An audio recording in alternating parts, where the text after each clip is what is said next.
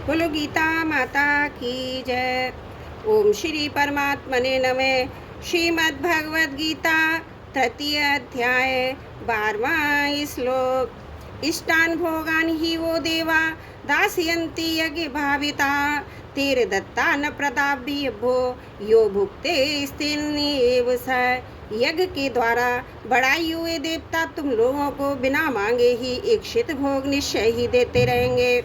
इस प्रकार उन देवताओं के द्वारा दिए हुए भोगों को जो पुरुष उनको बना दिए स्वयं भोगता है वह स्वयं ही चोर है। यहाँ भी इष्ट भोग शब्द का अर्थ इच्छित पदार्थ नहीं हो सकता, कारण कि पीछे श्लोक में परम कल्याण को प्राप्त होने की बात आई है। उसके हेतु के लिए ये श्लोक है। भोगों की इच्छा रहते परम कल्याण कभी हो ही नहीं सकता।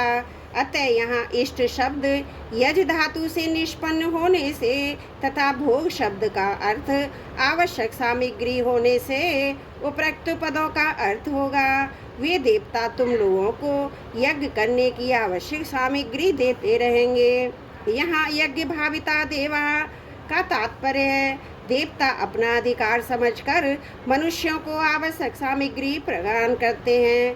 केवल मनुष्यों को ही अपना कर्तव्य निभाना है। ब्रह्मा जी ने देवताओं के लिए ते देवा पदों का प्रयोग किया क्योंकि उनके सामने मनुष्य थे, देवता नहीं। परंतु यहाँ एभ्य का प्रयोग हुआ जो समीपता का द्योतक है। भगवान के लिए सभी समीप ही है। इससे सिद्ध होता है। अब यहाँ से भगवान के वचन आरंभ होते हैं। यहाँ भुक्ते पद का तात्पर्य केवल भोजन करने से ही नहीं, प्रत्युत शरीर निर्वाह की समस्त आवश्यक सामग्री भोजन, वस्त्र, धन, मकान आदि को अपने सुख के लिए काम में लाने से है। ये शरीर माता पिता से मिला है और इसका पालन पोषण भी उन्हीं के द्वारा हुआ है। विद्या गुरुजनों से मिली है। देवता सबको कर्तव्य कर्म की सामग्री देते हैं। ऋषि सबको ज्ञान देते हैं। पितर मनुष्य की सुख सुविधा के उपाय बताते हैं। पशु पक्षी वृक्ष लता आदि दूसरों के सुख में स्वयं को समर्पित कर देते हैं। यद्यपि पशु पक्षी आदि को ये ज्ञान नहीं रहता हम परोपकार कर रहे हैं, तथापि उनसे दूसरों का उपकार स्वतः होता रहता है। इस प्रकार हमारे पास जो कुछ भी सामग्री बल, योग्यता, पद, अधिकार, धन, संपत्ति आदि है वह सब की सब हमें दूसरों से ही मिलती है। इसलिए उनको दूसरों की ही सेवा में लगाना है। शरीर, इंद्रियां, मन, बुद्धि आदि सभी पदार्थ हमें संसार से मिले हैं। ये कभी अपने नहीं हैं और अपने होंगे भी नहीं। अतः इनको अपना और अपने लिए मानकर इनसे सुख भोगना ही बंधन है। इस बंधन से छूटने का यही सरल उपाय है। जिनसे ये पदार्थ हमें मिले हैं उन्हें उन्हीं को मानते हुए उनकी सेवा में निष्काम भाव पूर्वक लगा दे। यही हमारा परम कर्तव्य है। साधकों के मन में प्राय ऐसी भावना पैदा हो जाती है, अगर हम संसार की सेवा करेंगे तो उसमें हमारी आसक्ति हो जाएगी, हम संसार में फंस जाएंगे। परंतु भगवान के वचनों से यह सिद्ध होता है कि फंसने का कारण सेवा नहीं है, प्रत्युत अपने लिए कुछ भी लेने का भाव ही है। इसलिए लेने के भाव छोड़कर देवताओं की तरह दूसरों को सुख पहुंचाना ही मनुष्य मात्र का परम कर्तव्य है। कर्मयोग के सिद्धांत में प्राप्त सामग्री, सामर्थ्य, समय तथा समझदारी का सदुपयोग करने का ही विधान है। प्राप्त सामग्री आदि से अधिक की नई नई सामग्री आदि की कामना करना कर्मयोग के सिद्धांत से विरुद्ध है। अतः प्राप्त सामग्री आदि को ही दूसरे के हित में लगाना है। अधिक की किंचित मात्र भी आवश्यकता नहीं है। युक्ति संगत बात है जिससे जितनी शक्ति होती है उससे उतनी ही आशा की जाती है। फिर भगवान अथवा देवता उससे अधिक की आशा कैसे कर सकते हैं। स्तेनेव से यहाँ से पदों में एक वचन देने का तात्पर्य अपने कर्तव्य का पालन न करने वाला मनुष्य सबको प्राप्त होने वाली सामग्री, अन्न, जल, वस्त्र आदि का भाग दूसरों को दिए बिना ही अकेला स्वयं ले लेता है। अतः वह चोर ही है। जो मनुष्य दूसरे को उनका भाग न देकर स्वयं अकेले ही भोग करता है, वह तो चोर है ही। पर जो मनुष्य किसी भी अंश में अपना स्वार्थ सिद्ध करना चाहता है, अर्थात सामग्री को सेवा में लगाकर बदले में मान बढ़ाई आदि चाहता है, वह भी उतने अंश में चोर ही है। ऐसे मनुष्य का अंतकरण कभी शुद्ध और शांत नहीं रह सकता। यह व्यष्टि शरीर किसी भी प्रकार से समष्टि संसार से अलग नहीं है और अलग हो सकता ही नहीं, क्योंकि समष्टि का अंश ही व्यष्टि कहलाता है। इसलिए व्यष्टि शरीर को अपना मानना और समष्टि संसार को मानना और ही राग द्वेष आदि द्वंद्वों का कारण है। एवं यही अहंकार व्यक्तत्व अथवा विषमता है। कर्मयोग के अनुष्ठान से ये सब राग द्वेष आदि स्वगमता पूर्वक मिट जाते हैं। कारण कि कर्मयोगी का ये भाव रहता है, मैं जो कुछ भी कर रहा हूँ वह सब अपने लिए नहीं प्रत्युत संसार मात्र के लिए कर रहा हूँ। इसमें भी एक बड़ी मार्मिक बात ये है, कर्मयोगी अपने कल्याण के लिए भी कोई कर्म ना करके संसार मात्र के कल्याण के उद्देश्य से ही सब कर्म करता है। कारण कि सबके कल्याण से अपना कल्याण अलग मानना भी व्यक्तत्व और विषमता को जन्म देता है। साधक की उन्नति में बाधक है। शरीर, इंद्रियां, मन, बुद्धि आदि जो कुछ भी हमारे पास है वे सब का सब हमें संसार से मिला है। संसार से मिली वस्तु को केवल अपनी स्वार्थ सिद्धि में लगाना ईमानदारी नहीं है, कर्तव्य संबंधी विशेष बात है। हिंदू संस्कृति का एकमात्र उद्देश्य मनुष्य का कल्याण करना है। इसी उद्देश्य से ब्रह्मा जी सृष्टि के आदि में मनुष्य को निस्वार्थ भाव से अपने अपने कर्तव्य के द्वारा एक दूसरे को सुख पहुंचाने की आज्ञा देते हैं। परिवार में भाई बहनें, माताएं आदि सबके सब कर्म करते ही हैं, परंतु उनसे बड़ी भारी भूल ये होती है कि वे कामना, ममता, आसक्ति, स्वार्थ आदि के वशीभूत होकर कर्म करते हैं।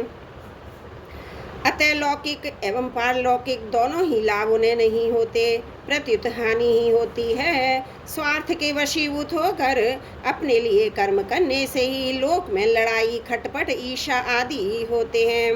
परलोक में दुर्गति होती है। दूसरों की सेवा करके बदले में कुछ भी चाहने से वस्तुओं और व्यक्तियों के साथ मनुष्य का संबंध जुड़ जाता है।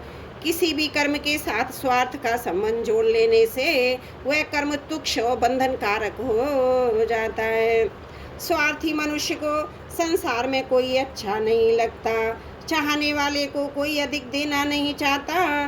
प्राय ऐसा देखा जाता है कि घर में भी रागी और भोगी व्यक्तियों से वस्तुएं छिपाई जाती हैं। इसके विपरीत हमारे पास जितनी समझ, समय, सामर्थ्य और सामग्री है उतने से ही हम दूसरों की सेवा करें तो उससे कल्याण तो होता ही है। इसके सिवाय वस्तु, आराम, मान बढ़ाई, आदर, सत्कार आदि न चाहने पर भी प्राप्त होने लगते हैं। परंतु कर्मयोगी में मान बढ़ाई आदि की इच्छा नहीं होती, क्योंकि इनकी इच्छा और सुख भोगी बंधन कारक होता है।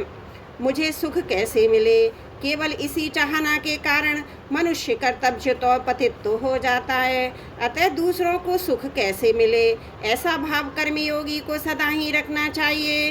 घर में माता पिता, भाई बहन, स्त्री पुत्र आदि जितने व्यक्ति हैं उन सभी को एक दूसरे के हित की बात सोचनी चाहिए। प्राय सेवा करने वाले एक भूल हो जाती है, वह मैं सेवा करता हूँ, मैं वस्तुएं देता हूँ ऐसा मानकर झूठा अभिमान कर बैठता है। वस्तुतः सेवा करने वाला व्यक्ति सेव्य की वस्तु ही सेव्य को देता है। जैसे माँ का दूध उसके अपने लिए ना होकर बच्चे के लिए है, ऐसे ही मनुष्य के पास जितनी भी सामग्री है वह उसके अपने लिए ना होकर दूसरों के लिए ही है। अतः मनुष्य को प्राप्त सामग्री में ममता करने अर्थात उसे अपनी ओर मानने का अधिकार नहीं है। ममता करने पर भी प्राप्त सामग्री तो सदा रहेगी नहीं, केवल ममता रूप बंधन रह जाएगा। इसी कारण भगवान कहते हैं कि वस्तुओं को अपनी मानकर स्वयं उनका भोग करने वाला मनुष्य चोर है। देवता, ऋषि, पितर, पशु, पक्षी, वृक्ष, लता आदि सभी का स्वभाव ही परोपकार करने का है। मनुष्य सदा इनसे सहयोग पाने के कारण का ऋणी है। इस ऋण से मुक्त होने के लिए ही पंच महायज्ञ, ऋषि यज्ञ, देव यज्ञ, भूत यज्ञ, पितृ यज्ञ और मनुष्य यज्ञ का विधान है। मनुष्य ही एक ऐसा प्राणी है जो बुद्धि पूर्वक सभी को अपने कर्तव्य कर्मों से तृप्त कर सकता है। अतः सबसे ज़्यादा जिम्मेवारी मनुष्य पर ही है। इसी को ऐसी स्वतंत्रता मिली है जिसका सदुपयोग करके वह परम श्रेय की प्राप्ति कर सकता है। देवता आदि तो अपने कर्तव्य का पालन करते ही हैं। यदि मनुष्य अपने कर्तव्य का पालन नहीं करता तो देवताओं में ही नहीं प्रत्युत त्रिलोक भर में हलचल उत्पन्न हो जाती है। परिणाम स्वरूप अतिवृष्टि, अनावृष्टि, भूकंप, दुर्भिक्ष आदि प्राकृतिक प्रकोप होने लगते हैं। भगवान भी यह कहते हैं, यदि मैं सावधानी पूर्वक कर्तव्य का पालन ना करूं तो समस्त लोग नष्ट भ्रष्ट हो जाएं। जिस तरह गतिशील बैलगाड़ी का कोई एक पहिया भी खंडित हो जाए तो उससे पूरी बैलगाड़ी को झटका लगता है। इसी तरह गतिशील सृष्टि चक्र में यदि एक व्यक्ति भी कर्तव्यच्युत होता है तो उसका विपरीत प्रभाव संपूर्ण सृष्टि पर पड़ता है। इसके विपरीत जैसे शरीर एक भी पीड़ित रोगी अंग ठीक होने पर संपूर्ण शरीर का स्वतः हित होता है, ऐसे ही अपने कर्तव्य का ठीक ठाक पालन करने वाले मनुष्य के द्वारा संपूर्ण सृष्टि का स्वतः हित होता है।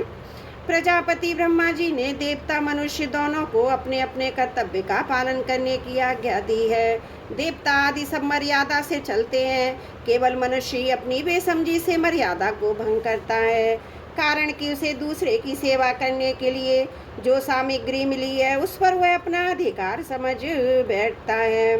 अनंत जन्मों के कर्म बंधन से छुटकारा पाने के लिए मनुष्य को स्वतंत्रता मिली है, किंतु वह उसका दुरुपयोग करके कर्म और कर्म फल में ममता आसक्ति कर बैठता है। फलस्वरूप नया बंधन उत्पन्न करके वह स्वयं फंस जाता है, आगे अनेक जन्मों तक दुख पाने की तैयारी कर लेता है। अतः मनुष्य को चाहिए उसे जो कुछ सामग्री मिली है उससे वह त्रिलोकी की सेवा करे, अर्थात उस सामग्री को वह भगवान, देवता, ऋषि, पितर, मनुष्य आदि समस्त प्राणियों की सेवा में लगा दे। जो कुछ सामग्री प्राप्त हुई वह सबकी सब दूसरों की सेवा में लगा देने पर कर्मयोगी का जीवन निर्वाह कैसे हो सकेगा।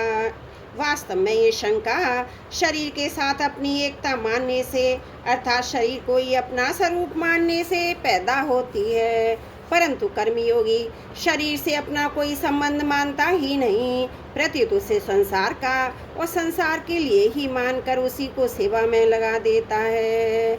उसकी दृष्टि अविनाशी स्वरूप रहती है, नाशवान शरीर पर नहीं। जिसकी दृष्टि शरीर पर रहती है वही ऐसी शंका कर सकता है, कर्मयोगी का जीवन निर्वाह कैसे होगा। जब तक भोग इच्छा रहती है तभी तक जीने की इच्छा तथा मरने का भय रहता है। भोग इच्छा कर्मयोगी में ही रहती नहीं, क्योंकि उसके संपूर्ण कर्म अपने लिए न होकर दूसरों की सेवा के लिए ही होते हैं। अतः कर्मयोगी अपने जीने की परवाह नहीं करता, उसके मन में ये प्रश्न ही नहीं उठता, मेरा जीवन निर्वाह कैसे होगा। वास्तव में जिसके हृदय में जगत की आवश्यकता नहीं रहती, उसकी आवश्यकता जगत को रहती है, इसलिए जगत उसके निर्वाह का स्वतः प्रबंध करता है। जिनका जीवन परोपकार के लिए ही समर्पित है, ऐसे पशु, पक्षी, कीट, पतंग, वृक्षलता आदि सभी साधारण प्राणियों के भी जीवन निर्वाह का जब प्रबंध है, तब शरीर सहित मिली हुई सब सामग्री को प्राणियों के हित में व्यय करने वाले मनुष्य के जीवन निर्वाह का प्रबंध न हो, ये कैसे संभव है। सबका पालन करने वाले भगवान की असीम कृपा से जीवन निर्वाह की सामग्री समस्त प्राणियों को समान रूप से मिली हुई है। इसका प्रत्यक्ष उदाहरण सबके सामने है। माता के शरीर में जहाँ रक्त ही रक्त रहता है, वहाँ भी बच्चे के जीवन निर्वाह के लिए मीठा और पुष्टिकर दूध स्वतः पैदा हो जाता है। अतः चाहे प्रारब्ध से मानो चाहे भगवत कृपा से मनुष्य के जीवन निर्वाह की सामग्री उसी को ही मिलती है। इसमें संदेह, चिंता, शोक, विचार होना ही नहीं चाहिए। भगवान के राज्य में जब पापी से पापी, नास्तिक से नास्तिक पुरुष का भी जीवन निर्वाह होता है, तब कर्मयोगी के जीवन निर्वाह में क्या बाधा आ सकती है। अतः प्रश्न उठाना ही भूल है। त्रुटियों के लिए क्षमा प्रार्थी हूँ। 12वां श्लोक समाप्त। वसुदेव सुतं देवं कंस चारुण मर्दनम देवकी परमानंदम कृष्णं वंदे